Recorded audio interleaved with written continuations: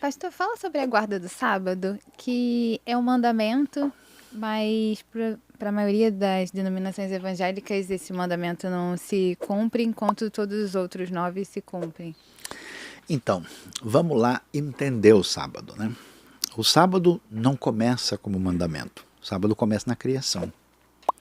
Então, é interessante, no final do relato da criação, em Gênesis capítulo 2, Deus termina a criação, né? No sexto dia, e no sétimo dia ele já tinha terminado toda a sua obra e ele descansou. É curioso, né? Deus estava cansado. Então o que acontece? O sábado é a submissão do tempo à realidade do sagrado. Porque como é que os seres humanos lidavam com o tempo? Eles lidavam com o tempo do ponto de vista da cronologia comum, lidavam com o tempo a partir dos ciclos da natureza, ligavam com o tempo do ponto de vista das necessidades da economia. E aí, quando a revelação bíblica chega, fala, o tempo está submetido a uma realidade maior. Essa realidade é a realidade de Deus. Então, para celebrar Deus e a sua criação e a nossa dependência dele, a cada 7 dias vocês parem tudo e deixem de ficar doidos. O mandamento do sábado é para a gente não ficar doido. Por quê? Porque toda atitude humana ela é sempre de autossuficiência. É sempre a ilusão de que eu estou vivo porque eu trabalho. Eu estou aqui porque eu fiz, porque eu estudei, porque eu me garanto. E você vai acumulando esse lixo psicológico. Aí Deus diz, para o detox divino, a cada 7 dias, para tudo. Lembre-se de que o mundo vai bem, obrigado. Você pode ficar doido quando você quiser. Não é você que coordena os planetas, o sol, o mar, tudo continua funcionando normal. E é curioso, a gente não escuta o mandamento todo. O mandamento não fala só para guardar o sábado. Manda festejar. Celebrem o sábado.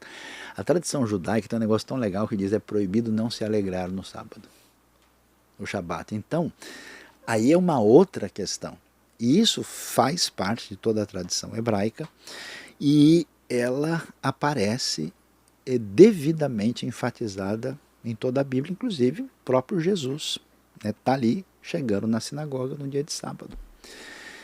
O que vai acontecer?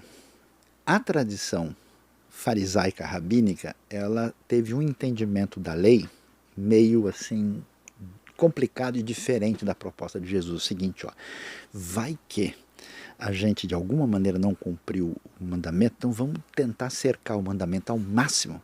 Então, por exemplo, não pode tomar o nome de Deus em vão. Então, sabe de uma coisa? Nunca mais a gente fala a palavra Deus. Como é que é Deus em hebraico? É Elohim. Então faz o seguinte, muda o nome, põe Elohim, porque se você falar, pelo menos não é o nome de Deus. Esse é o tipo de raciocínio que foi desenvolvido. Então, nessa tentativa de cercar a lei, o sábado começou a se tornar a coisa mais importante do que a sua finalidade maior. Então, João 5,18 vai dizer que Jesus quebrava o sábado, provavelmente em relação à maneira como a tradição farisaica lidava com isso. E nesse caso, Jesus fez o quê? Ele curou no sábado. Hoje, se você conversar com pessoas do contexto judaico, eles vão dizer, escuta, o cara está morrendo no sábado, o que eu faço? Ele leva ele para o hospital, porque a lei da vida é superior. O que houve nessa história toda?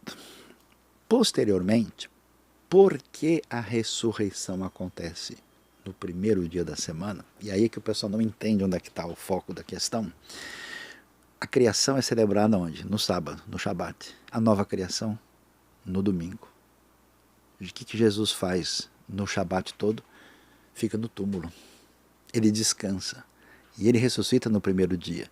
Então, assim como o Shabat celebrava a criação, o primeiro dia da semana, o dia do Senhor, vai ser o primeiro dia da nova criação. E aí o que acontece? A comunidade cristã se desenvolve a partir da comunidade judaica. Os primeiros seguidores de Jesus guardavam, ou se reuniam, celebravam no sábado. À medida em que o número de seguidores de Jesus se tornou cada vez mais no mundo, vamos dizer, gentílico, que falava grego e depois latim, por causa do texto, por exemplo, de 1 Coríntios 16:2, que fala no primeiro dia da semana vocês separem a oferta. Por causa de Apocalipse 1:10, no dia do Senhor eu estava na ilha de Pátio. Por causa de Atos capítulo 20, verso 7, que também menciona o primeiro dia da semana, cristalizou-se uma tradição que essa celebração de Cristo, porque tudo que aconteceu ficou no primeiro dia da semana. E posteriormente surgiu uma teologia cristã dizendo, olha, o nosso Shabat, na verdade, vai ser no domingo. Então o que essa teologia cristã posterior colocou?